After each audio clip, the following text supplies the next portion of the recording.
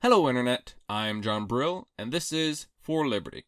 Today I'm going to talk about Conscience of a Conservative by Barry Goldwater. Published in 1961, Conscience of a Conservative laid the case for conservatism and explained why we need to be maximizing freedom. Today there is a cottage industry of people arguing over what conservatism is and what it is not. But this book defined what conservatism meant at the dawn of the conservative movement.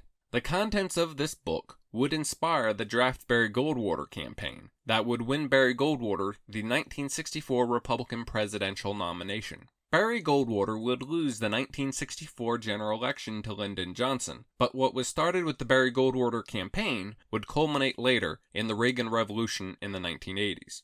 This book has more than withstood the passage of time. It has influenced countless conservatives in their activism, and, through them, shaped the Republican Party from the 1960s onward, and it continues to inspire conservatives into the 21st century.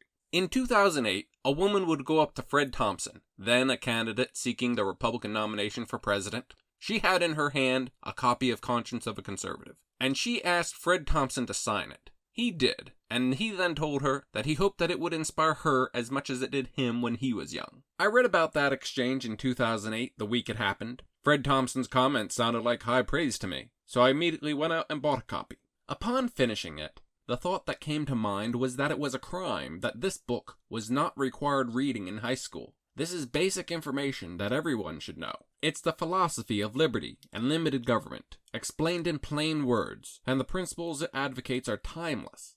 It's short, accessible, it is conservatism in a nutshell. For these reasons, if one wants a definition of conservative, then look no further than this book. Here is a passage. Surely the first obligation of a political thinker is to understand the nature of man. The conservative does not claim special powers of perception on this point, but he does claim a familiarity with the accumulated wisdom and experience of history, and he is not too proud to learn from the great minds of the past. The first thing he has learned about man is that each member of the species is a unique creature. Only a philosophy that takes into account the essential differences between men, and, accordingly, makes provision for developing the different potentialities of each man, can claim to be in accord with nature. The conservative knows that to regard man as part of an undifferentiated mass is to consign him to ultimate slavery.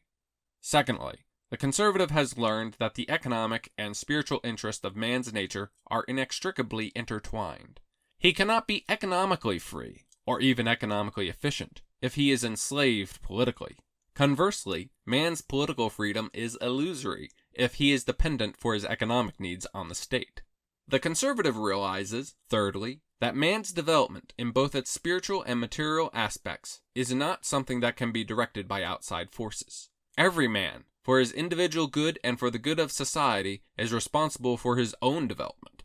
The choices that govern his life are choices that he must make. They cannot be made by any other human being or by a collective of human beings. If the conservative is less anxious than his liberal brethren to increase Social Security benefits, it is because he is more anxious than his liberal brethren that people be free throughout their lives to spend their earnings when and as they see fit.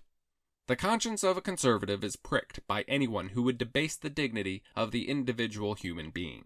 Today, therefore, he is at odds with dictators who rule by terror, and equally with those gentler collectivists who ask our permission to play God with the human race. The delicate balance that ideally exists between freedom and order has long since tipped against freedom practically everywhere on earth. In our country, the trend is less far advanced, but it is well along and gathering momentum every day. Thus, for the American conservative, there is no difficulty in identifying the day's overriding political challenge. It is to preserve and extend freedom. As he surveys the various attitudes and institutions and laws that currently prevail in America, many questions will occur to him, but the conservative's first concern will always be, are we maximizing freedom?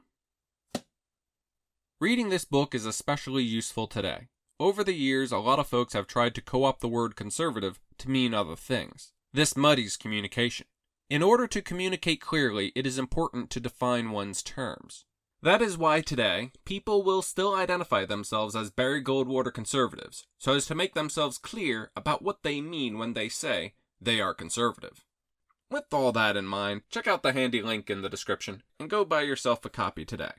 Read Conscience of a Conservative to understand conservatism. So have you read Conscience of a Conservative? If so, what did you think of it? Comment below and let me know.